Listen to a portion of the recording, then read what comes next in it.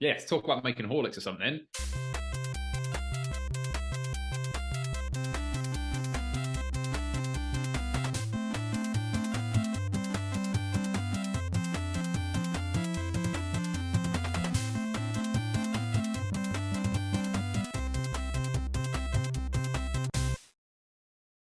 Welcome to Thinking Deeply About Primary Education, the podcast that makes time and space to think about pedagogy, teaching and learning, professional development, anything of interest to time-poor but enthusiasm-rich primary teachers. This week, I'm joined by Christopher Such.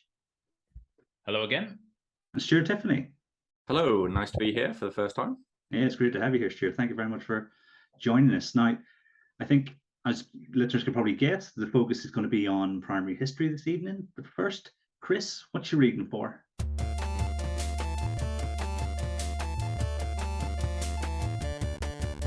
Hey, what you reading for? This week, I've been reading a book by Lynn Stone called Language for Life. It's all about linguistics and grammar, but aimed at a primary teaching audience. I love it. It's really accessible. It's a really lovely guide to this stuff. But alongside it also has kind of like lesson plans. So a guide through how to teach this stuff to students. And best of all, because it's Lynn Stone, there's a certain verve and bravado and wit about the writing, which I absolutely love. So yeah, well worth checking that one out, along with the other books that she's written. I think she's written one on reading and one on spelling as well. But this one, I think it was the first one that she wrote, Language for Life, is well worth checking out. What about you, Stuart? What are you reading for? At the moment, I've got two on the go. I am rereading parts of Emma Turner's Simplicitous book because I'm very much enjoying reflecting on history, pedagogy, plus making it work in a primary school, as they are different. And then in a history sense, I have got a glorious book, which is here. I don't know if you've heard of it. What is History Now? By Helen Carr and Susanna Lipscomb. Loving them both, the chapters so far, because I've also read the precursor to that book, which you may not have heard of, called What is History? By Helen's grandfather, E.H. Carr, where he wrote in 1961. So it's a really interesting comparison of how things have changed. Kieran, what are you reading for?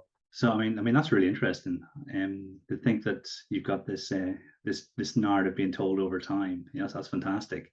I've gone for a paper that Sam Sims recommended on Twitter during the summer. I think it was towards the end of August. It's covert and overt retrieval practice in the classroom, and I think it feels as if retrieval was one of the big things that kicked off the evidence-informed movement in the UK. Maybe about a decade and a half ago.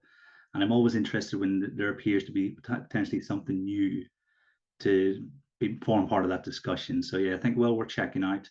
Can't remember if it was on a paywall or not, but yeah, it was a very interesting read. So this week, the focus is going to be primary history.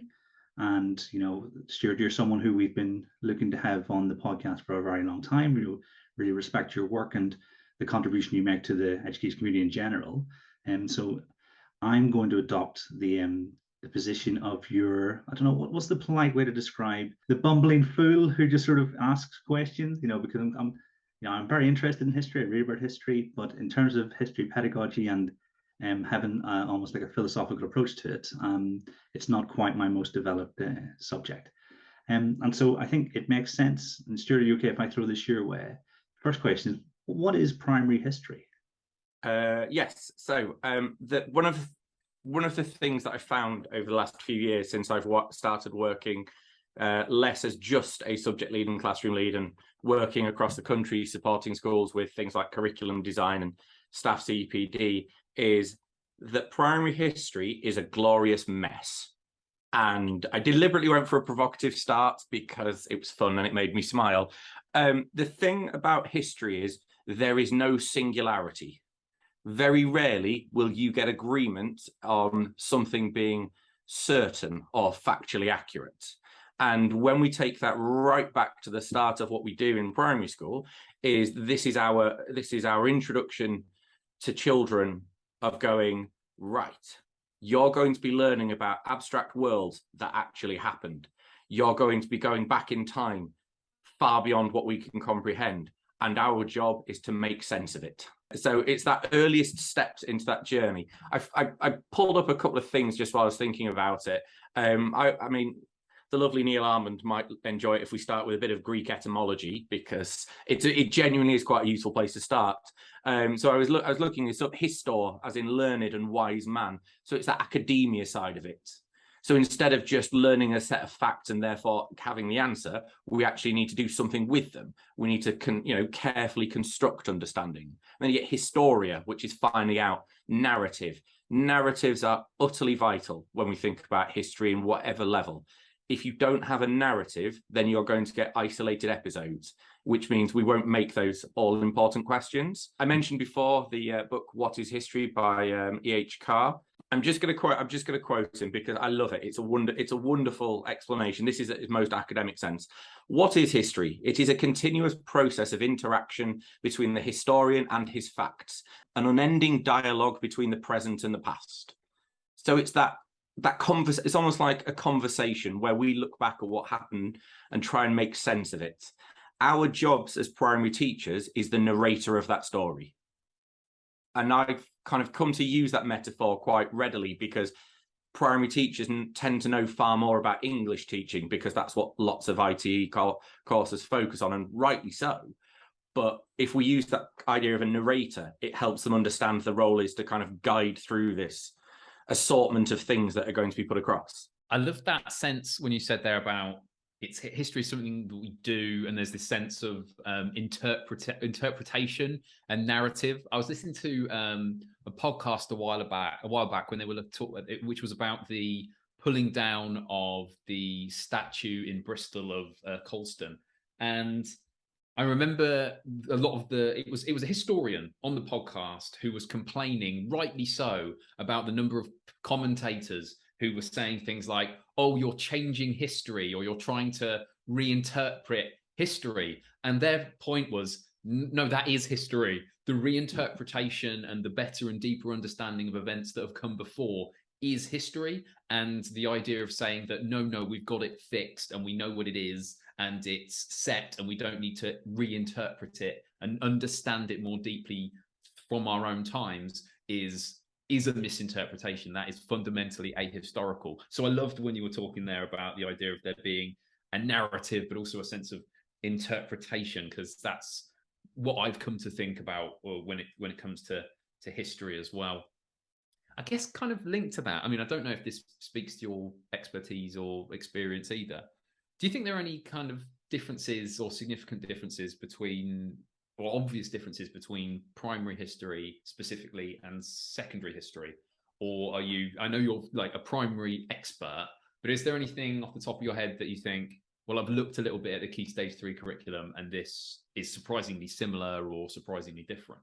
That's a really interesting question, and something that I've had a couple of requests to go and speak to secondary teachers about of late, of what is primary history. There are fundamental differences, and it's a personal, not a gripe, not a concern, but it's that kind of inkling of currently, if people tried to read the research reviews, the research review history had a lot of references in there. I think I'm pretty confident we're talking 3 digits. 5 of them were primary specific. The current model is very much influenced by secondary practice, and secondary teachers, because they are specialists, have a lot that they can inform and support primary teachers with. And hands up, I have learned lots from secondary teachers that I've encountered.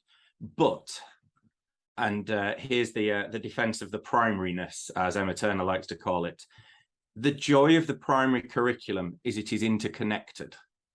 The joy of the primary curriculum is we can sit there and go, we can add breadth to their knowledge in ways that secondary schools can't, because we're not in a departmental structure.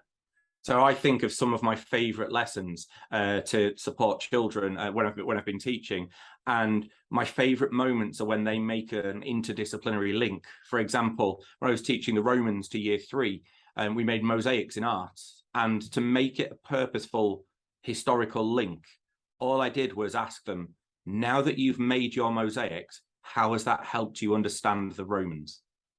And these children at the age of 7 they could understand and quite eloquently explain why they would only be found in the wealthiest homes.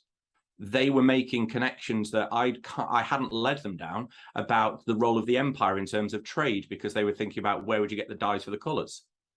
So all of those things is where we can get where we can get that breadth, as Christine Council call it, that hinterland knowledge. I'm not going to start spouting about reading, because Chris will get very overexcited and start diving in. But actually, when we read high quality historical fiction, that adds that sense of time and place. There's really wonderful historical thinkers, Ian Dawson, who is magnificent. If you want to learn about history, Ian Dawson is a go-to. And he talks about that development of the sense of time, place, and period. And then Mike Hill wrote a brilliant blog a while ago on world building, and he compares creating those abstract historical worlds with the work of Tolkien, because the function of the early lessons in history is to build that world, to develop that sense of period, in the same way as the early chapters of a book help build that world in which the narrative takes place. Because if we don't do that, the narrative doesn't make sense, because the world's so fundamentally different. The one thing that I do feel we run the risk of is, if we don't really consider what a history lesson is, then we go back to that malaise of a topic-led approach, which is where it can go wrong. When it's done well, it's a beautiful thing.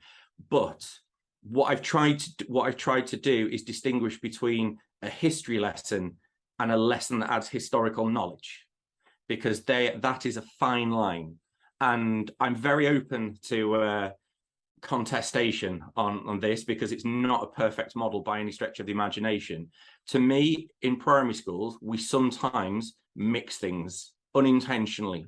But a history lesson to me is a lesson that provides not only factual knowledge, not only helps them develop that historian's toolkit, but the way in which that knowledge is interpreted is in a historical way. If we don't interpret in a historical way, is it actually a history lesson? That's where I would start to question that. Can I ask a follow-up question on that? Because that just reminds me of something that's come up in conversations a Please few do. times. There's been a bit of a hoo-ha I've seen on Twitter a few times, where someone has taken an aspect of history and then said, well, something that we did following our learning, and they've not said whether it was in a history lesson or not, or elsewhere, but they've said, we then talked about the potentially like the ethics of something. So, for example, they might have talked about if you think about the Benin bronzes, and they've then said, we then looked into that and talked and began to discuss these partly within the historical context, but bearing that in mind, we started to think about the ethics behind it. And often people will immediately jump in and say, but that's not history. You can't do that. And there's part of me that thinks, well, why not? Well, even if it is, why can't we make that link? If we're clear with students and say, actually, we're now talking more about ethics, which we would consider as part of philosophy, and then we're kind of branching away from history now, I don't think that's a bad thing. I actually think that's quite an interesting way to go. But, or do you disagree with that? Do you think there's perhaps a danger, and that once you've learned about something in history, talking about the ethics around it or some other aspect of the curriculum might confuse kids?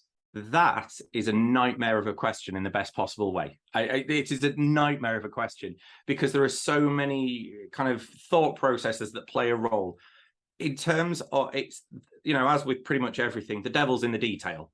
And I have a vague recollection of a conversation I saw between some university academics. I think it was Arthur Chapman, another brilliant master of all things teaching history. And they were looking at the fact that in terms of the way we teach history in Britain, we don't tend to include the ethics within that. But I've got a real flickering in my head of, I think some countries do. Canada jumps out that when they teach history in Canada, the two are interwoven. In terms of for primary schools, it must be done very, very carefully, because if we're not careful, we run the risk of putting our 21st century value judgments onto an ancient world where that doesn't quite fit. The way in which we label things today is different to how it was perceived in the past. The example, my go-to example that I often use is the Athenian democracy. And often it's introduced, who could vote? Male citizens could vote, women couldn't vote. Well, that's not fair. And I've seen children get really angry about that because their only knowledge of the world is that women can vote and there is voting equality, there's equal enfranchisement. So therefore, this isn't fair. If that's not given suitable historical context, that can really get out of hand. What I mean when I say that is, if we think about when women were given the vote in this country, or granted the vote's a better phrase, it's equal voting came in less than a century ago. So in the huge narrative arc, that's quite recently. And then if we look back and compare the Athenian democracy with Spartan oligarchy, with the monarchies of various ilks that they'll study throughout Key Stage 2, if we just settle that it's not fair, I'd suggest we've possibly missed part of the point, in that, no, it wasn't fair. But when you compare it to everything else, it was a huge step in the right direction. So therefore it was fairer.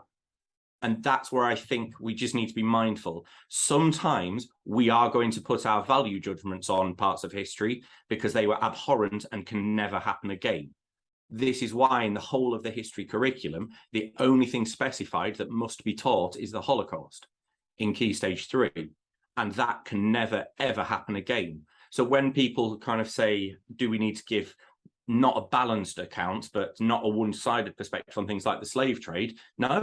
No, absolutely. It was abhorrent. It was morally reprehensible. It was absolutely grotesque. So examples like that, but it must be very carefully considered. What, if we just go back a step to the nature of the primary curriculum, in terms of an ethical sense, that's a perfect avenue to go down in PSHE and English lessons, because you don't need to have history. The historical knowledge becomes a vehicle for a different manner of thinking. That to me is more of a safe route to explore it, but it doesn't take away, the relevance, because the Benin bronzes being returned, I don't think many people would object to. Thanks. That's just like fascinating answer. And yeah, I think you're absolutely right. There's so much complexity in there. And I liked what you said there about the idea of separating it out and saying, look, we can use this knowledge, but it's probably quite sensible for us to kind of pen that in by saying, and we're now doing this within kind of PSHE, so that pupils actually recognize the different kinds of thinking that are involved in different kinds of lessons. So yeah, really nuanced stuff. Thank you. Yeah, I think it's awesome. I mean, Adam Smith talks about protecting RE, because RE can very quickly become citizenship and PSHE and lots of other things, and the discipline of religious studies or religious education gets missed. One question that did come to mind, I think the phrase was, if you're not giving it a historical analysis, then it's not history. If someone's listening, maybe started their career, and they're wondering, well, what does that mean for me and my behaviors as a teacher? What would you say to them? First of all, I'd say have a go, because having a go is far better than not. The way in which I kind of put that across, it sounds quite partisan. A history lesson having that sense of historical interpretation, that to me is kind of a benchmark of, yeah, that's very much more likely to be a history lesson. Are there going to be examples where that wouldn't be the case? Probably, but it's a nightmare to try and think of every eventuality. In terms of an early career teacher, let's say, or a teacher who doesn't have a background in history, because theoretically you could be leading history in a primary school and have not learned it since the end of year 9, which is the nature of primary education. The difficulty with history, as I said before, is it's not agreed. Therefore, what we need to do is be very deliberate and specific about what we are going to teach the children. So before we start, let's have a really clear impression of what we want to accomplish. Because if you've got that, it becomes a much easier prospect. And I know lots of people look at the curriculum for history and think it's really open-ended. And that's because it is. When it was released in 2013, there's a video on YouTube from Alf Wilkinson, who was the Historical Association CPD manager at that stage, saying that's exactly what it is, and deliberately so. Because the joy of it, if you know what you're doing, is it allows you to craft a meaningful and purposeful curriculum. However, if history is not your background, then that becomes very problematic. So therefore, for primary schools, that's much more likely to be the case. So what I would do is I'd start with the actual objectives themselves, because they are the ones we are required to teach. And then once you've looked at that, look really carefully and go, so what do my children need to know? I remember when I started teaching in 2000, and when I was training in the early kind of mid 2000s, it was very much lots of activities. It was very much a different pedagogy. We're not going down the VAC rabbit hole again, because that's been obviously debunked. But what we need to do is look and go, so what do I need to teach? Because if you define what you need to teach, that becomes easier to go and find it and to be able to do it in an easy way. And because history is so massive, it's the story of humanity, it's literally everything. You can't teach everything. It is impossible to teach everything. People spend their whole careers and lives learning about niche aspects of it. So as primary teachers, what we need to do is we need to look and go, this is what I must cover. So that's what I'm going to do. And then when you come back to it, if you're still in the same year group, then you can enhance, but start with being really deliberate. Don't leave it last minute and then post on social media, does anybody have any lovely activities for this? Because a lovely activity means they might have a nice time, and you might get lucky, they'll learn something. But unless you plan that linear sequence, the narrative arc of history is unlikely to come across. I mean, one of the good things that does exist in the primary curriculum related to history is a nice set of concepts that are directly related to like the disciplinary knowledge of history. So, you know, cause and consequence. I've got a list of them here, like continuity and change, similarity, etc. I think generally speaking, if you're supporting pupils while teaching them about interesting historical stuff, you are supporting them to understand these concepts better, you're probably doing okay. If you're like at the start of your career and you're thinking, well, am I actually teaching history? If they are grasping these concepts to a better level through some different examples that you're teaching across your curriculum, you're probably not going too far wrong, I'd say. I'd possibly go a step further and say you sound like you're doing a pretty good job. In terms of those historical concepts, they can't be taught separately. They cannot be an ad hoc add-on. So if you know you're going to be focused on changes, then right at the start, make sure the children know that, because then they'll start to apply that knowledge across and go, now we've learned about this and that. How did it change? When did it change? What changed? And for younger children especially, have those as prompts every time. I have no issue, and I mean, I'm going to put this out there, I frequently reuse the same slide, mainly to build up fluency, to go, this is how we're going to draw our answers. We're looking at what changed, how it changed. Just a word of warning on one of them, because this is a really common mistake that's been picked up on by Tim Jenner at Ofsted. Significance. In primary schools, we are not teaching full historical significance. It is incredibly complex, it is incredibly nuanced, and you have to have a huge wealth of contextual knowledge. So even though the word significance is mentioned in 3 out of the 4 objectives for Key Stage 1 history, don't worry if you look up historical significance. Start in a really simple way of what significant means. So if something is significant, if it's worthy of remembrance. If it's worthy of remembrance, it doesn't mean famous. That's really common misconception. Don't call them famous people, because think of Mary Anning. Mary Anning has only just got a statue thanks to the campaign of a little girl. Mary Anning's significance has only recently been, revealed in the context. So just think about it in those ways. And I liked when you were bringing up about the, I totally agree. It's not erasing history. We're telling different stories. That's all we're doing. We're broadening horizons by telling different stories. If we don't tell those stories, the children may miss out on a really incredible role model. Just because they're not one of the big hitters doesn't mean that we can't do that. And we also shouldn't underappreciate the intelligence of younger children. So if you're looking at one of the big hitters like Columbus, let's go for, instead of asking, why should we remember Christopher Columbus, change one word and the meaning is fundamentally different. How should we remember Christopher Columbus? Because in a simple level, we can introduce the fact that people are complex.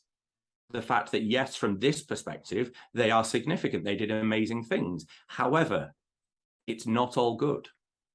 And it's absolutely fine. It's absolutely fine and valid to do that. I loved what you said there about using the same slide. I couldn't help but hark back to a previous episode with Sarah Cottingham. She's interested in Ausubel, and so currently she's thinking about things in terms of organization of knowledge, and in particular the idea of anchoring concepts or subsumers, and this idea of this thing helps us to understand this higher, more abstract, more generalized idea, helps us to understand the bits that are examples of that.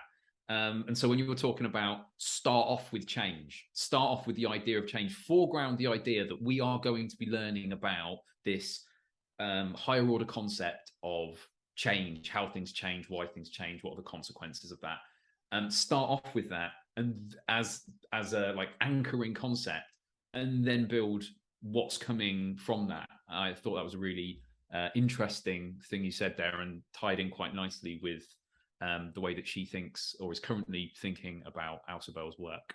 Yeah, I think it's a really interesting one, because there are lots of different ways to do this. And I think one of the things I've realized over the last, few years as you become more of an experienced teacher is you look and go, this works. And I have to confess, I wouldn't have thought of it in the same way as you've just explained it, but actually, yes, it does make sense. The way I like to think about it is, if you know what you're going to be using as a vehicle for the answer, why wouldn't you front load it?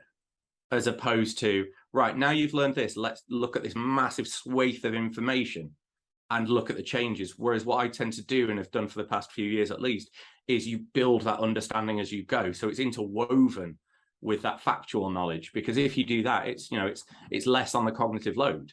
You can do it in small steps, and it becomes easier to retrieve and find and plot that pathway along. Yeah, and if we talk about attention being the big difference maker in the classroom, if you're like priming the kids where your attention is going to go, I think you're definitely setting them up for success. It makes a lot of sense. I really hope that someone's listening and you have been the first person to tell them that VAC isn't a thing. And they're like, they drop their coffee cup and they're like, what? They call their sister on the phone. It genuinely makes me giggle, because I honestly remember the lesson plans I was doing at university, because that was the research that was being used. So the use of academic research, I certainly was making use of it whilst I was training. I think it was Black and Williams formative assessment stuff, absolute benchmarks, still influences the way I work and the way I think today. It's just what we have to do is, and it's part of being a that historian's craft is, we need to interrogate the joy of one of the things about being a historian that I read was every historian expects their work to be superseded. And this is an unending conversation of, let's just have another look at that. Does it still stack up?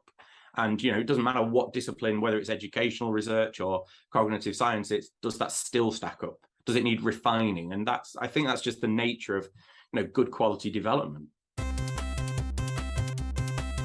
I don't know if we've already sort of ventured into this, because we had quite a detailed chat there about what primary history was. How does history function at primary? It's one aspect of the wider curriculum, and this is why it's nice to get some really good primary voices out there with podcasts like this one, Emma's book that we've mentioned a couple of times. It is one subject, but in quite a few primary schools, they operate that really traditional model of, we do a half term of history led, we do a half term of geography led, and repeat throughout the year. Some of my favorite schools that I've been to do not follow that structure, because it can't be that rigid. And we just need to be a little bit braver sometimes. If a history unit of work is done in 5 weeks and it's an 8-week half term, heaven forbid, then what we need to do is we just need to look and go, it's done. Are we going to add some additional depth? Are we going to make some comparisons? Or for once, we going to let the arts lead the curriculum?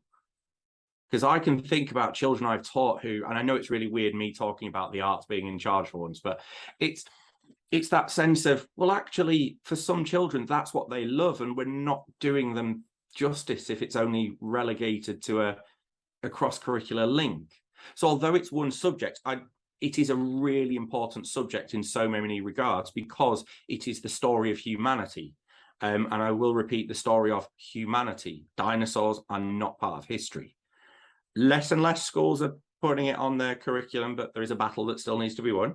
what we need to do is we need to go, it helps explain the world we have today. So in terms of the way it functions, it can have huge influences in things like just assemblies, telling amazing stories of people in the past, the role models that shaped the world we live in today.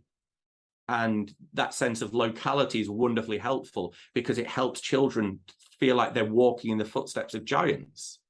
Schools in Manchester really ought to be having the Pankhursts on their significant individual list. If they're missing out on things like that, that's such a shame. So even though we've got this, kind of list of things, my bugbear, and I've had it for a while, is the Great Fire of London. And I usually get some grimaces when I mention this. The last HA survey we've had released 2019, 80% of primary schools were teaching the Great Fire of London. 80%. I don't know why 80% of children need to learn about a 17th century fire in London. It's a place they've never visited. It's so abstract, they can't really make those all-important connections. So think outside the box because it has those implications. My favorite one is the first flight because it has real implications on the world we live in today. Globalization, because we've got that transit over long distances. You could look at, has flight been entirely positive? Because that allows you to bring in the ethical things like conflict. So it's one way, although it's one subject, it can be used to feed through the wider curriculum. And it acts as a really good vehicle for not only developing a really great knowledge base that has real world ramifications, but it also helps them to build that kind of critical eye, which other subjects do, but it is a fundamental part of the historical discipline. We don't just look at a piece of evidence and go, right, great, we're sorted. We interrogate the heck out of it. And because we interrogate the heck out of it, we can start to say, so when you read something online, do you look and go, oh, it said it there once, therefore I'm going to believe it? Because in the 21st century, we've got access to more information than we've ever had in the world, ever. To children, that's the normality of the world. I remember when I was in year 6, we were really lucky because in year 6, we had the school PC. So to children, it's the normal world, but actually it's recent change and the need to see how knowledge from different subject areas, domain-specific knowledge, if we think can run across. I'll make a devil's advocate defense of the Great Fire of London, if I may. Just go back. And not necessarily why it should be there, but why I think it's so common. I think it's one of these events that obviously I think it's just a bit of inertia. It's just something that's been taught, so it will continue to be taught. There's resources, there are books, there are whatever they might be. I think it's one of the key things about it, though, is that it has a really, really nice and obvious introduction to cause and consequence. Oh, absolutely. A fire happened and stuff burned down. It's quite a simple introductory narrative. That's not necessarily a defense of it being in curricula everywhere, but I suspect that's probably where schools are coming from. It's like, yeah, it's kind of quite easy to explain to kids. Totally agree. And I'm not saying don't teach it, but anything that you put on your curriculum, ask yourself why that, what value is it adding? The other one that I very much am a huge advocate for is early Islamic history as a non-European study. I've been really trying to shout from the rooftops, consider teaching this since it was included in the curriculum, because it challenges a narrative. It challenges stereotypes. And in the same way as we mentioned the Benin bronzes before, exactly the same. I did some work on the updated bite-size guides. I was reading around the Benin bronzes.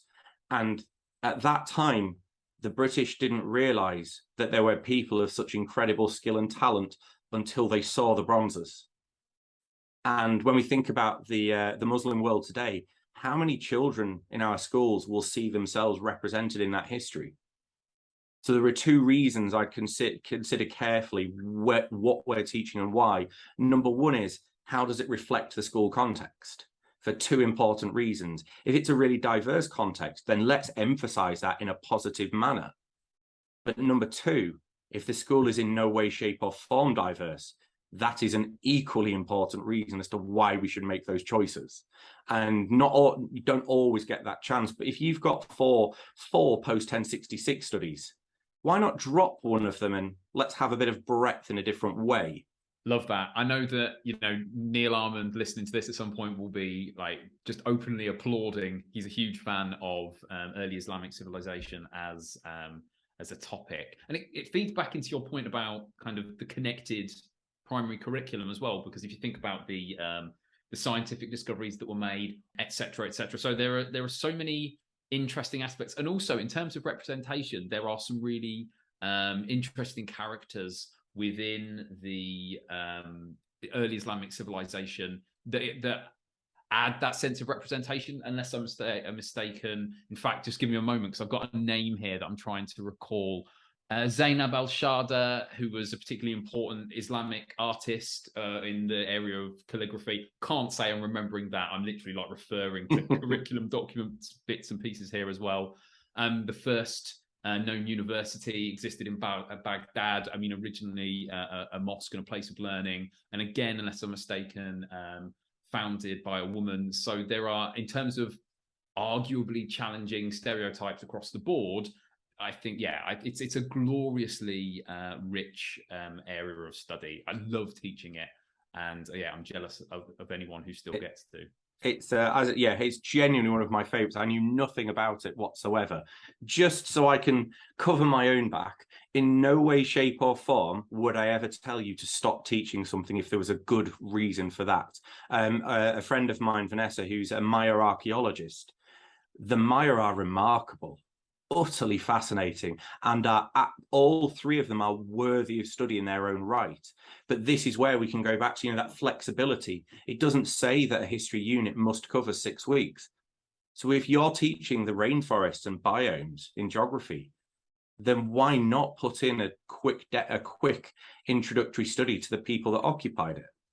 Why not do that? That's where we've got this real joy of the primary curriculum. We can look and make those decisions. My absolute favorite person for early Islamic civilization, the early Islamic civilization, is Ibn Battuta. There was recently an episode on him on the comedy podcast You're Dead to Me, which is on BBC Sound. Ibn Battuta went for a walk, and his walk was 75,000 miles roughly. He's in the 14th century. And it's just a great story. Do we have to do that in a history unit? No, it's a brilliant story to tell in an English unit. That breadth of understanding in your reading curriculum, or even just an assembly. My ultimate shame, I taught it kind of upsets me, but it's a hindsight thing. I taught the First World War in 2014, 15, 16, and so on, because it was marking the centenary. And the class I was teaching was really diverse at that point. There were lots of different ethnicities represented from across Asia and into the Indian subcontinent as well. And I went to a conference, and Andrew Wren did a session on the role of the Indian Army in the First World War. Game changer. And that's what I feel that we need to be open to as primary teachers, even though we're so busy, is keep our eyes and ears open and go, that's a perspective that's valuable for my children. Because when I introduced them to the Indian Army, the children where that was their heritage, oh boy, it mattered. The joy, the pride, it mattered. And the best thing, and I think this challenges a certain viewpoint that's presented very much in the media, is it did no harm to the children who were white British. They loved the stories and the evidence base that they were accumulating as well. It did no harm. It was just breadth, and it helped to shape their understanding in a more accurate, and let's be honest, a more factually valid way. Yeah, if anything, they're getting a richer experience than if they got because I think about my own sort of education, and Ireland has a very unique history, and so the history curriculum reflects that. And I've had to read a lot about other cultures and historical periods as an adult. Like, for instance, Golden Age of Islam, I was 30 plus before I was told about it, but since then I've been trying to read as much as possible. There's a podcast, they're about 3 hours long, Fall of Civilizations, and some of the places that I've been made aware of, like, I'll stick it on before I go to sleep and put the timer on 30 minutes. So that's what's, maybe 6-7 nights I'll listen to it, and we'll go back a little bit. But like, they talk about all these ancient African kingdoms, and me and my oldest were talking the other day, and he had assumed that the Romans came after the Anglo-Saxons because of some of the technological advancements, and so no one had told him that, but he had assumed because they had this, and this, that then surely technology must move upwards and forwards. And so we had a really good conversation, and I think it just harks back to what you guys are saying there about how the story isn't as simple as it as it might seem. Yeah, so I think, yeah, you don't have a leg to stand on, Chris, because what Stuart's talking about is, thinking really carefully about your decision. And if schools do that, then there can't be a wrong answer, I don't think. There might only be a wrong answer then, but that can be corrected. It would be better to try and go, that didn't work the way we wanted it to, as opposed to, if you never make that, if you never step out to try, then you never know, it might be the best thing you ever did.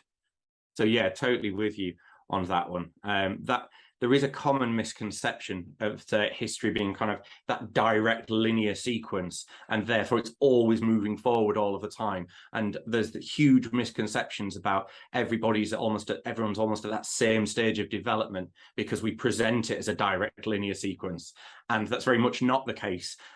When one of the other reasons I like to teach early Islamic civilizations is because it's a really fascinating comparison with Britain at that time. There is a written account from Ahmad ibn Fadlan, apologies if I've butchered that name, who actually wrote an account of when he met a Viking.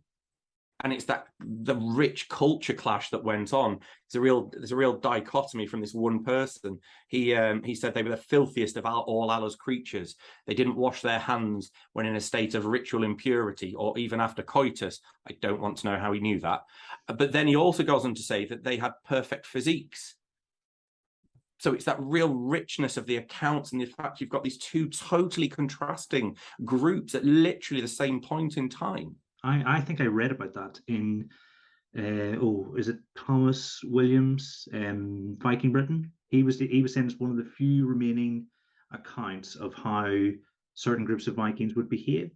Because I'm down a bit of an Anglo-Saxon / medieval history hole at the moment. I'm maybe reading 4 or 5 different things about that period, and I think that's how the conversation with my son came up, was that we're talking about how certain parts of the world had developed in different ways, and obviously you have wave of Saxons and I think Utes, but there may be a bit of a question as to whether they actually came or not. And yeah, so yeah, essentially with a 7-year-old having this really complex conversation about how, exactly what you're saying, the world didn't develop in a linear fashion. I think it's fascinating. It goes back to you're talking about world building, and it was only whenever I realized that Tolkien was he a professor of Anglo-Saxon history at one of the universities in England, and that's essentially where he had this big body of knowledge before he went anywhere near Middle Earth, so to speak. Yeah, I think that's the thing. That was when I read Mike Hill's blog, which is freely accessible, that was such a game changer, because it's one of those blogs when you read it and go, that's so obvious. And then Mike's a secondary head of history. I think he works for the ARC Academy Trust now. And then another one was when Hugh Richards, who's another secondary head of department, he was trying to get his high school children to understand how far in the past. So he did it by number of grandmas, because that's a duration of time they can equate to. And it's those stepping stones that I think as teachers, when we look at that, what I really enjoy doing is making things work for me, because I will look at it in a very specific way. And it's those kind of conversations that I really enjoy. I mean, I want to be in one of your lessons. This sounds awesome. Yeah, it's fantastic. I'm going to try. How can I make this a 6-hour interview? What Stuart's been saying has kind of made me start to reflect on bits and pieces of my the early Islamic civilization study in my curriculum. I'm like, wonder if I could move this around, or maybe that's better there, or can I add that bit of that interesting nugget of information? So thank you. I mean, mathematics is definitely one area that gets, I don't know, would it be fair to say Western washed? I don't know what the proper term for it, but it's as if this was this sort of 15th century clerical invention, when really, in the sort of what we would recognize as the Far East, it's been developing for quite a lot longer than that, hasn't it? Yeah, the number system that we have is the Hindu-Arabic system, and it's quite nice to point out to children of why it's called that. As one of the branches of knowledge we should be teaching through primary history is economic history, which sounds, when I kind of mention it to teachers, you do quite often see eye rolling, because they think you're gonna have to look at huge graphs and statistics, but it doesn't. You can start that from really young age, because we'll use the Great Fire of London again, because we've got to give a defense of it. if we're going to criticize it as well. Why was it such a huge issue? Because London was an economic hub. The Thames was a natural way for goods to be imported from the continent and beyond into Britain. And that's been true since the Roman period. The original Roman capital was raised by the lovely Boudicca. Then they rebuilt another one at Londinium. So it's that economic history that can run through. And then the Vikings, if we present that singular, that singular narrative of vicious raiders, pillagers, warriors, conquerors, we're missing quite a lot of important things. The reason Ahmad ibn Fadlan met the Viking was because it was a trade route. These were the Rus Vikings who came from Sweden. So it was a different group. And they traveled down. So you can look at it in terms of economics. And that works all the way through to kind of 20th Industrial Revolution and 20th century. Kind of politics. It really matters, and it's really important that we don't just present blood, guts, and gore. We give them those rich stories of, the life of ordinary people. Yes, we might not know as much, but we need the children to understand that we don't have the same level of evidence. We don't know as much, but it doesn't mean they weren't there. If we didn't have the great unwashed, as they would be unpleasantly called in the Victorian period, I'm sure, then that hierarchical structure doesn't stay, because you need the people at the bottom to support those at the top. And it's those aspects that really we have to be kind of mindful of. But in a mathematical sense, there's lots of maths that does play a fundamental role in terms of underpinning historical concepts. There's lots of English and reading as well. So when we talk about history's function, we can't place that on a pedestal and not implement other skill sets and knowledge bases. It is really helpful to think of it as as an amalgamation. Yeah, I think quite often the context of the time dictated the need and the necessity to discover the mathematics. I think I'm almost certain that in Egypt, in the basin of the Nile, tax was based on a circle from a piece of string from the middle of your patch of land, and then you would get the circumference. Don't quote me on that, but I think it was Marcus de Soto was my source. And so they obviously developed this knowledge of how circles behave in the surface area and stuff like that there. So I think the history is very much part and parcel of why we know some of the stuff we do know. Absolutely. It was the other one. They had the ancient Egyptians had banks, but they were for agricultural produce, because that was what they used as a form of currency.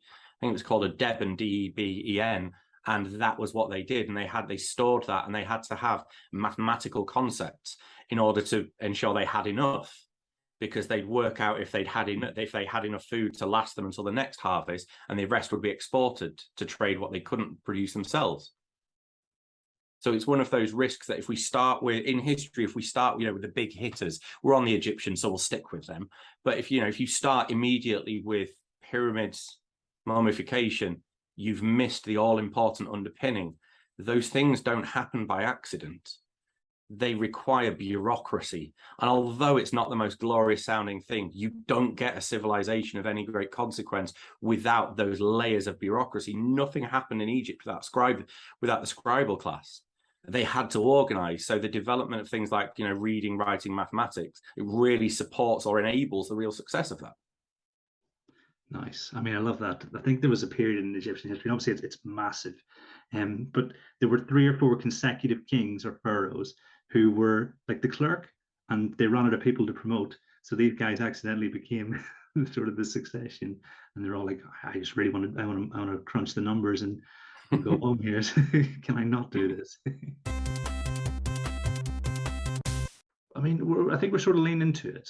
What role does chronology play? And how can we support pupils in developing their understanding of this concept? If we consider the fact that the Egyptian sort of empire, possibly empires, ran for certainly much longer than I have the ability to comprehend. And what does that look like in sort of history in general? And now we're talking my language, because I am a massive chronology nerd. It's one of those things where when I deliver a training session on chronology, I have to start with teachers going, please don't think this was a light bulb moment. This is 4 years of development. And that's the thing. It doesn't matter what subject it is. It's a development cycle. So in terms of chronology, it's a really important on 2 fronts. Number one, it's a concept within its own right. It's the vehicle by which we mark those huge narrative arcs from, the earliest point of humanity is about 2.5 million BC, all the way through to 2022. That's beyond comprehension. And the way in which I supplement that is with mathematics, because we use kind of certain mathematical principles and rules to underpin that. Whenever people hear me talk about timelines, I will always say very quickly, it needs a mathematical scale. Even if the children cannot comprehend numerical values, that mathematical scale opens up that narrative. Because if we don't do that, we go back to the, that classroom timeline of, I've just printed some A4 sheets of paper with some numbers in the picture on. That doesn't do the complexity justice. So in terms of, I'll kind of split it into two. So if we think of timelines as graphic organizers, I love the Ollie Cav and David Goodwin's book on graphic organizers, because unwittingly it totally agreed with what I was doing. I didn't realize the kind of underpinning academia, but actually it does. What we've got there is a way in which we can organize these complex narrative arcs. I choose to do it in as visually simplistic a way as possible, because visual simplicity is our friend here. It's already really complicated. So every time we construct a timeline, the first step is, let's explore this mathematical scale. I loved when you're using the concept of an anchor point, because in early years, they learn now and past. So it's happening, or it already did. So therefore, we have to anchor it now, because now is difficult because it's relative. So if you always start with now and look backwards, it's a far easier prospect to begin to understand that what it means, but then we can take it a step further. If we have a physical scale and the teacher places things accurately on that scale, a child can very easily be supported to go, that's further away. Absolutely, that's further in the past. It's not a huge step. Whereas if we limit it by putting numbers on, by the end of Key Stage 1, they know numbers to 100, 200. So if it's beyond that, numerically, it's just a word to them. They don't have that underpinning contextual knowledge. So what I use is a couple of core principles. Number one, I mentioned before, is visual simplicity. Number two, mathematical scale to enable everything else. But number three, graphs and bar models. That's why you'll see timelines that I kind of produce and share. They have blocks on them, because a block very easily shows this is when it started, this is how long it existed, this is when it ended. It's like, I don't know if this is the right phrase, but it's a statistical data set. That's kind of what we're using. We're using that numerical values in that graphic way. Once we've got that clear visual in mind, it becomes a much easier prospect to narrate it. So this is what you know. Oh, look, this is what we're learning now. It's right next to it. Oh, so that's the next piece of the story. Correct. Why do they overlap? Because both of these groups existed at the same time. Why have we got British and world history separate? Well, this is what was happening in Britain. Meanwhile, we've got the Egyptians at the same time as the Neolithic, as the late Neolithic into the Bronze Age. Favorite fact that, we were talking about development over time. Did you know Stonehenge and the Great Pyramids of Giza were built roughly the same time? It doesn't take away how remarkable Stonehenge is. But I mean, let's be fair here. The Great Pyramids crap all over it. They absolutely crap all over it. So we can use that as a way to look and go, do you know what? Britain wasn't as developed as Egypt. That's the difference between prehistory and a civilization in terms of development. Here's a kind of living and breathing example. Once we've done that big picture, because I always use two types of timeline. First, we set that wider world perspective, but then we zoom in onto one particular aspect. That allows us to tell narratives in more depth. So once again, it'll look like a bar model, because it represents, this is the period we're talking about. Starts here, ends here. Everything we learn about falls within it. When you're placing things on a timeline, you can't put everything on. You can't, because it's impossible. So think carefully what you're putting on. My rule of thumb is, if I'm teaching it in history or as a valid cross-curricular link, it goes on, because then I'll make reference to it. It becomes that graphic organizer model again. Every time I teach it, they know contextually where it sits, and that lesson adds depth to that introduction. I personally choose to use simple sentences on my timelines, because it gets the children reading and kind of rehearsing in their head. That's slightly problematic with younger children, because if they're decoding, their word recognition isn't there yet, they won't be able to do that. So with younger children, pictorial timelines, totally with them. Last but not least, once they've constructed the timeline, please get them to read it. because it's one of my favorite gotcha moments is this. I will say to teachers, right, we're going to construct the timeline. Now we're going to add our mathematical scale. Look how it changes the narrative. Be honest, did you read the information or have you just looked at the numbers? These are highly qualified professionals, and a lot of the time they just look at the numbers because it's the efficiency of the human brain. That's all they needed to do to accomplish the task. So small steps, bringing a bit of rose and shine-led approach. Small steps. First we construct, then we narrate it. We read through we get the children, we read it through. It might be choral reading. I might lead it. They might have a go. But what we do is when we read it, they circle or highlight the words they don't understand. The reason I get them to do that is a really simple time efficiency one, is I can then tell them what it means in context immediately. I'm not doing dictionary tasks, because them getting, I think the research supports this, them trying to find the right definition to match a word in a sentence is guesswork quite a lot of the time. Whereas if I tell them it's efficient and we understand what it means. Last common mistake for this little bit, you can't tidy them away afterwards and never look at them again. Otherwise, you've wasted your time. What we need to do is that underpins the teaching sequence. If you've got a history display board, a timeline at its heart is brilliant because it's an easy reference point. Every time you teach, where are we learning about? When you're doing retrieval practice, where did that sit on our timeline? It helps to plot that narrative. Think about English lessons. We use story maps a lot for narrative teaching because they're useful models. A timeline is a factual story map. And by correspondence, a story map is a fictional timeline. They do the same job. They have the same purpose. I mean, I don't know if I'm misinterpreting, but it feels like you're giving the cardinal value of the timeline as much importance as the ordinal value. Whereas, quite standard, you will always have like a number line, and you'll have a picture of Elizabeth, you'll have a picture of Francis Drake, you'll have a picture of Queen Victoria, but by using those bar models, and I think this is something I've seen you do too, Chris, something similar, where you've got the overlapping nature. You're almost acknowledging that this was an entity in itself and this has value. I don't know, am I overinterpreting or maybe misinterpreting? I don't know. I mean, just thinking about what you said there, Stuart, about the basic understanding behind chronology and timelines. It's amazing how much of it links to space. It's amazing how much of it links to spatial awareness. I mean, I know Kieran will know a lot more about this than I do, about the development of... Oh, you shake your head, Kieran. I'm about to talk about maths. So, but the importance of the development of spatial awareness to mathematical development in young children. But at its heart, it's basic mathematical awareness, as you say, that underpins this stuff. Specifically, the idea of, as you say, proportionality. The idea of, okay, if it's this far back, then this far back, you can kind of see what 10 times as long ago looks like. It's a visual understanding of a mathematical idea.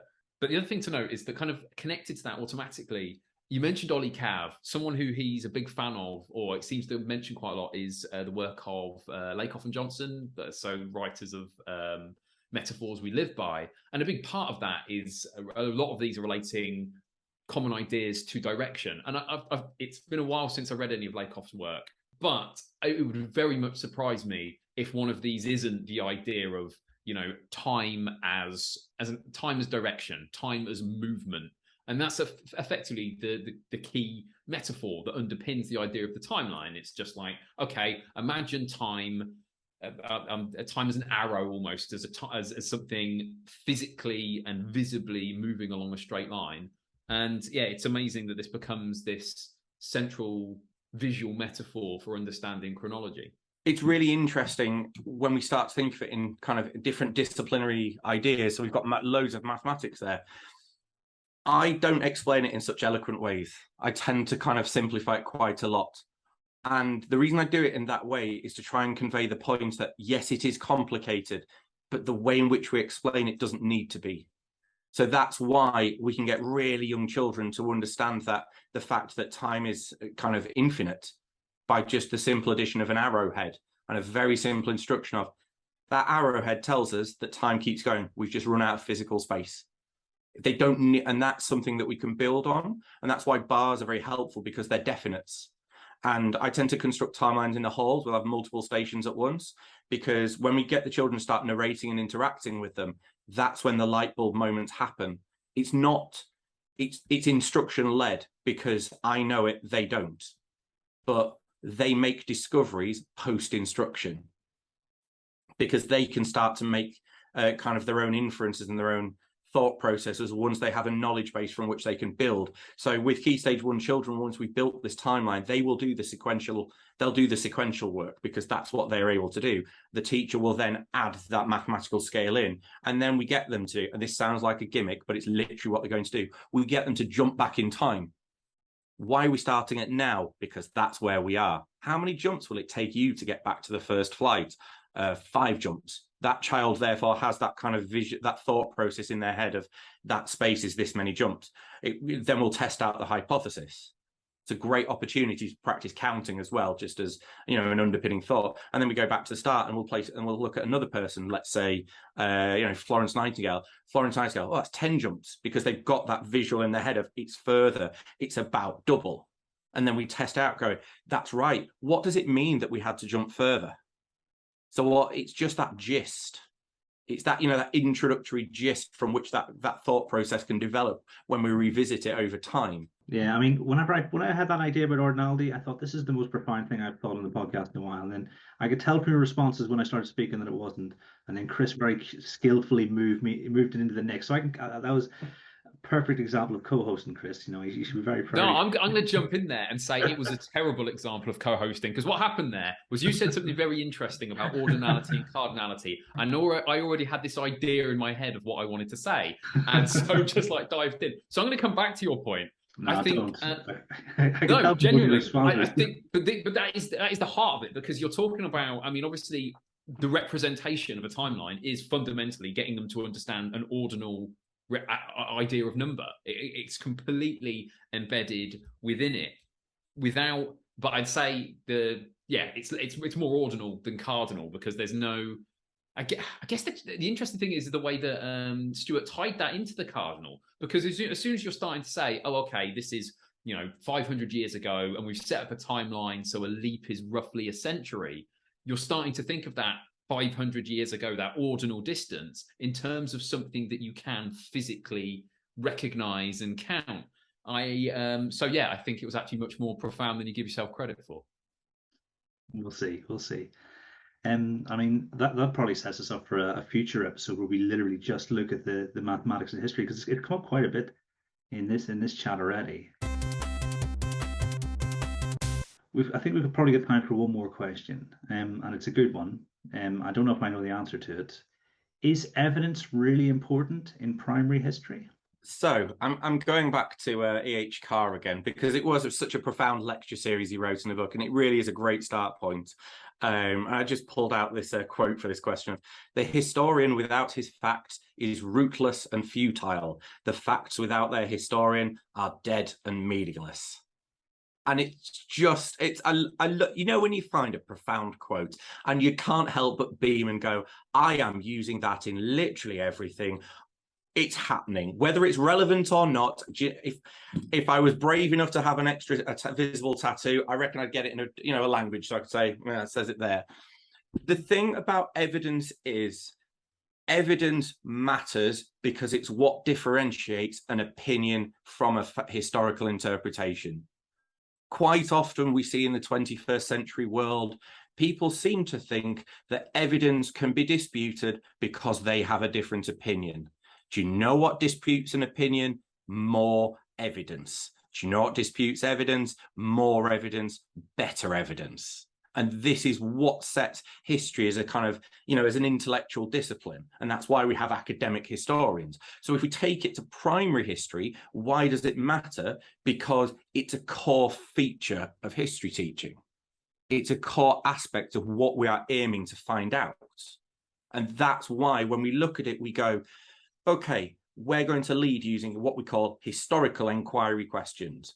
Now, key misconception that can arise that we just want to kind of nip in the bud straight away. When we say historical inquiry, we don't mean inquiry as in discovery, as in child-led. What we mean in historical inquiry is we are working in a similar way that a historian would. It's that process that we follow. And part of that is accruing the evidence in order to form an interpretation. In history, the historian doesn't go out looking for a specific document or a specific archaeological find that's going to prove what he wants it to say. It's that correlation. I like to call it triangulating. And you can, once again, this is key stage 1 upwards. In key stage 1, if you're teaching something, if you've got a piece of testimonial evidence, that's useful and it's helpful. But that's only useful and helpful if we ask very specific questions of it. What we need to be kind of mindful of when we think about evidence and concepts in history is we can't use kind of a generic approach of how we think about them. We have to ask specific questions in order to obtain specific answers. So if we go back to when we're thinking about the nature of primary history, focused, historically valid inquiry questions are effective to lead history because they provide you with clarity. They provide every lesson with meaning, because at the end of every kind of phase of an inquiry, might spread over a couple of lessons, what we can do is we can go, what have we learned that will help in that final answer? So not only does it show why the evidence matters, because that evidence is going to support and form the basis of the answer, but it allows, in a teaching sense, it allows formative assessment. Have they taken in the evidence I wanted them to, or have they been distracted by the fact Samuel Pepys buried a wheel of Parmesan that we casually mentioned? And that's why, if we go back to the start, we need to think about being deliberate. Tangential knowledge is okay, but we know what children are like. We know that's what they're going to remember. We know that's probably going to be at the expense of what we want them to remember. So think about it. Right. So what we'll do is we'll look and we'll go, this is the evidence we've got in front of us. Here is the question we're going to be using. It only becomes evidence once we ask a question of it and it proves useful with regards to that question. It's a historical source, but becomes evidence when we ask that question. If we don't take that suitable evidence, if it doesn't matter, it's still a historical source, but it's not evidence for our particular purposes. And that's why genericism is kind of risky, because quite often we can have that. Chris, if you want to give your example of this in a second that you mentioned before, it's a perfect one. That's why I remember my early teaching days, even though I'd had brilliant instruction when I was at university on it, you'd have those open-ended lessons. You'd spend 30 minutes looking really deep at an archaeological source. And then what have they taken from it? Oh, it's in no way, shape or form what we wanted it to. Which one did you mention before, Chris? It was a... I think it's called the Standard of Ur. It's from ancient Sumer, and I believe it's currently, unsurprisingly, in the British Museum. Both on one side of it, it shows, I think, warfare. On one side, it shows peacetime. I might be wrong about that. I know that each side shows a different kind of aspect of the life of those of the city. So it's that, and I've worked with pupils with that, or I've seen lessons taught with that, where pupils have basically spent a long period of time coming up with their own interpretations of that, which, guided and done in a clever way, can be really valuable, but often not so much when it's done with this, because kids are saying, oh, well, it looks like they're on their way to a football match, or whatever it might be, that you think, yeah, actually, it was time to step in a little before that. There's a balance to be drawn between encouraging pupils to begin to think about artifacts and how they relate to past events and past civilizations, and there's a time for a little bit more direction and making sure that those interpretations don't go miles off the rails. Absolutely. I think it's that teacher's toolkit once again. I think it's William's book when he talks about once learning more is possible, especially if you know more going in. So instruction and context followed by an approach like that would be more successful. But yeah, it's that sense of kind of being really careful and kind of guiding them, as opposed to emphasizing. One that I had a conversation with Neil, gosh, it's probably a couple of years ago now. He was talking about different types of source material. And you get the really volatile testimonial sources. The Arab writer I mentioned, when he met a Viking, obviously we put the word coitus in it behind an ellipsis, and we never mention it again. But when we think about Tacitus' account of Boudica's revolt, he wrote an account of her final battle cries before they launched into battle. If you don't contextualize that, the Britons look like idiots because they've let a Roman listen to their battle plans, which not only would be insanity, but it's not true because he wrote it after the battle had happened. I think it's about 20 years later. So it's about contextualizing. And this is where we get one of those real difficulties of evidence in primary history. Yes, it's really important, but it doesn't stand on its own merit unless we place it into position. We have to place it within that world that it was occupying. We have to give them that context, because one of my favorite ones to do with children is the Anglo-Saxon Chronicle, when we're looking at the Viking raid on Lindisfarne. It's brilliant. It's fabulous. In the past, I've gone wrong because I've got them to try and read parts of it. We've helped, we've scaffolded, but it's not modern English. Therefore, it takes ages to decode and all the impetus is lost. So now it's more of a performance piece where we read it to them dramatically to set that, that kind of metaphorical, that figurative layer. And we point out that it's a figurative layer, because when you're reading testimonial source material, testimonial sources, you absolutely have to use reading skills and reading knowledge base, because that's what you're doing.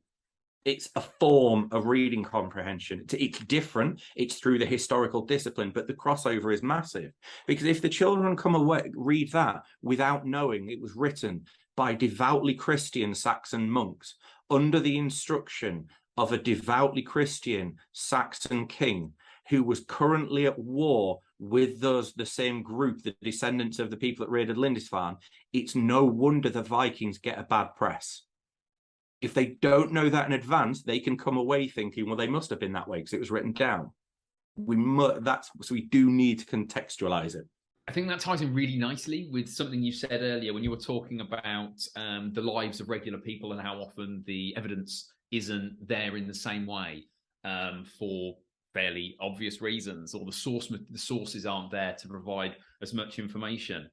And I think one of the really interesting thing about the discussion of evidence, historical sources with pupils is this discussion of, firstly, bias, as you've been talking there, or the potential for bias, but also this idea of like the limitations of it, how much we do and don't know from this. So like a member of my family, a chap called Ian Hughes, is a historian and expert, but very specifically in the end of the Roman Empire.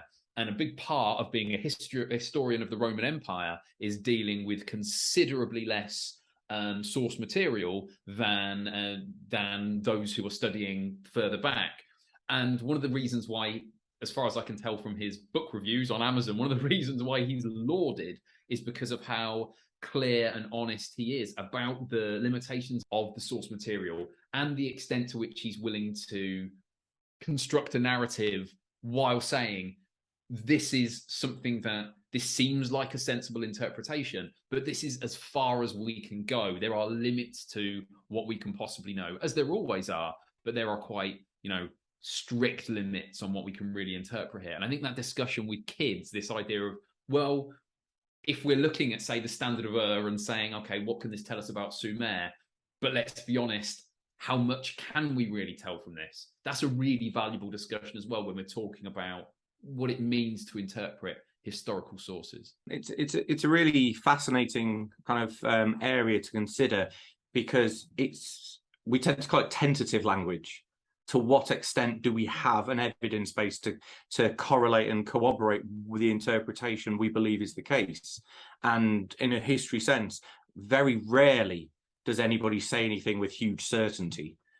And this is where, for upper key stage 2 teachers, once they've been taught modal verbs, it is the perfect vehicle by which we can use them across the curriculum.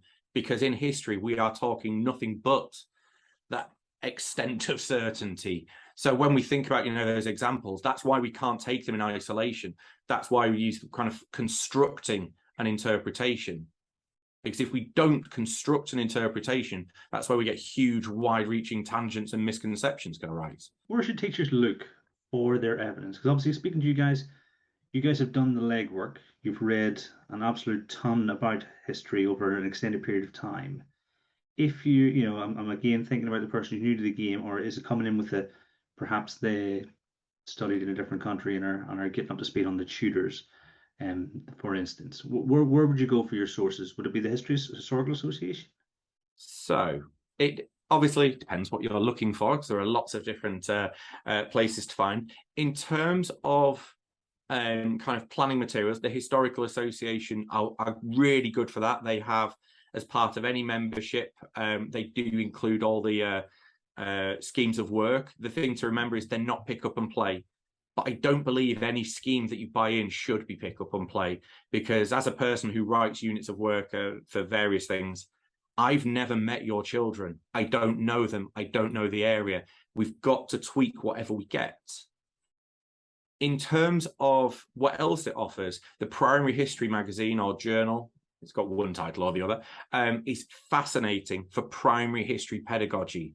I have taken so many interesting ideas and developed them in different ways that come from there, because you get a real range of voices from, there's an ever-growing list of primary teachers who contribute, subject leaders, assistant heads, heritage professionals, and university academic, all of whom contribute, which is why its subject associations are wonderful. In terms of source material itself, just to kind of really veer in on the question, there are several places I look for. If you are wanting kind of testimonial evidence, there are two places. For more ancient history, so we're talking Anglo-Saxons, Vikings, it's the British Library. The British Library has an astonishing collection, and you can access really interesting extracts on their website. If you're going to use that documentary evidence, don't just give them a typed extract, though. Show them the original document, because it helps contextualize the artisan nature of what they're reading, because it's not just typed on a screen. It's crafted.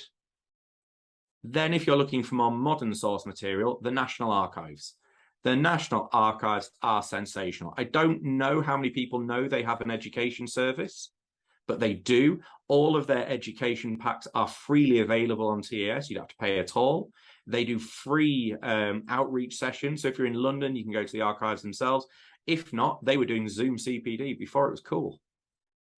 And I've never heard anything other than it's remarkable. Beyond that, contact local museums and archives, because your local museum service will have things you couldn't even imagine. They might not have them on show, but they might be able to access them. One of my favorite things I ever did was in Leeds, we've got a place called the Discovery Centre. And the Discovery Centre holds Leeds Galleries and Museums collection that's not on display. And I know the head of education there, she's called Kate, and she showed me around and said, here, hold this. And then she looked at me very serious and said, that's older than the earth. So it's that level of thing that you can get to. But quite often museums don't know unless you ask. So it's your job to ask. And last but not least is a wonderful website called My Learning. Now, My Learning started in Yorkshire, and it's where the museums, archives, galleries are placing their collections so they can be freely accessed online. And it gives you the kind of context of that particular piece. If you've never looked at My Learning, I would heartily recommend it.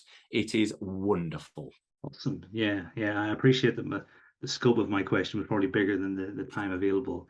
I think there's a history unit waiting to be written about Maidstone, because I think Maidstone has been here for thousands and thousands of years, and there's been a settlement here.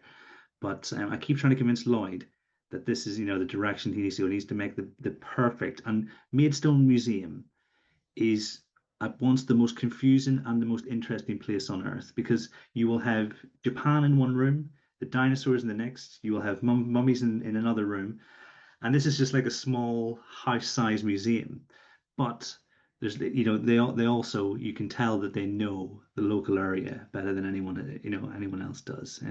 So I don't mean to be rude, because the kids go there almost every week, and their grandmother works there like on a voluntary basis.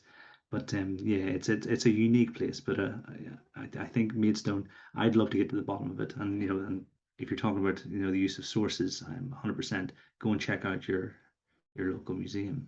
Yeah, local museums are wonderful, but as teachers, we quite like people doing things for us if we can, because a teacher's workload is an astonishing thing.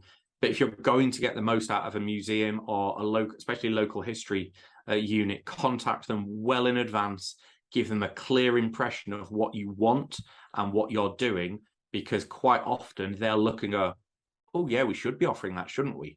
and it has positives for both sides, but it does require a bit of effort. And I love a quirky museum. I absolutely love a quirky museum. One when you can go from the dinosaurs through. Leeds City Museum's brilliant, but it's a little bit annoying because it's really well organized. What's the museum on the dockside near Canary Wharf? Oh, it's maybe it's the Dockland Light Museum or whatever. But basically, they've got 4 floors, and on almost every floor, there's a different fire from a point in history. And well, maybe this wasn't the best place to transfer goods from, because you just spent your time putting out fires and relocating people. You could do it as a causal study. Did we learn the lessons of the first fire? No. Now did we learn the lesson of the second fire? No. Chris, anything you want to add? Did you have a follow question or anything? No, I mean, the thing I wanted to just kind of accentuate was the fact that, when I was putting together history bits and pieces, the Historical Association, as you say, just such an incredibly valuable resource for that stuff. And I agree, in particular, the primary magazines, reading the perspectives of given teachers. I remember in particular, there was one teacher that talked about portraiture, or the types of portraiture, the representation of people in like Tudor times or English Tudor times, and I think it was the Benin Empire, and the comparison between the two. And it was just really fascinating stuff. So highly recommend the same thing. Equally, quite a lot of not just your local museum, but national museums quite often you can reach out to those, or equally just look on the website. There's loads of bits and pieces that you think are likely to tie into your curriculum, particularly the larger museums like the British Museum. A lot of their website material will tie into ancient civilizations really well.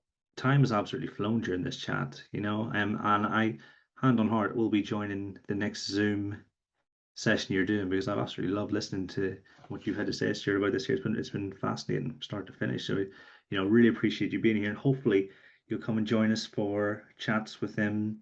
I don't know, with just random times, along with maybe different compositions of groups. I don't know.